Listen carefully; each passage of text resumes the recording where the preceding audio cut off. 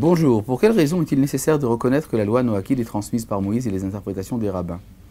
Les enfants de Noé ne sont-ils pas tenus uniquement par les 7 lois noachiques? Laquelle de ces 7 lois impliquerait la reconnaissance de la transmission par Moïse et de l'interprétation des rabbins? Est-ce lié à l'interdit sur le blasphème? Et si oui, comment? C'est très simple.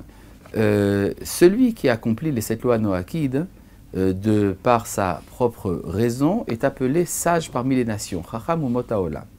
Celui qui reconnaît que la filiation de ces 7 lois revient à Moïse est appelé par la halacha, par le texte de Maïmonide, il est appelé chassid ou motaolam, homme pieux parmi les nations. Or, il y a une différence entre une adhésion qui passe par la seule raison et une adhésion qui passe par la reconnaissance de la tradition mosaïque. La deuxième permet justement de s'associer au message d'Israël. Pourquoi est-ce qu'il a fallu effectivement qu'il y ait cette distinction?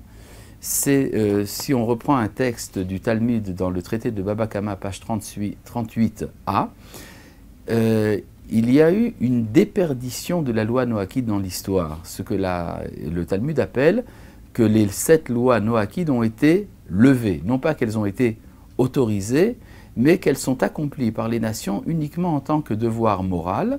Or, quand on accomplit une action, même très bonne, uniquement en tant que devoir moral et non pas en tant que commandement de Dieu, alors on perd la dimension de l'adhésion au divin qu'il y a dans l'accomplissement de la mitzvah. On acquiert une dimension morale, ce qui est très important, mais ça reste purement humain. Pour entrer en relation avec le divin, avec la transcendance, si vous voulez, il est absolument indispensable que ce soit considéré comme mitzvah.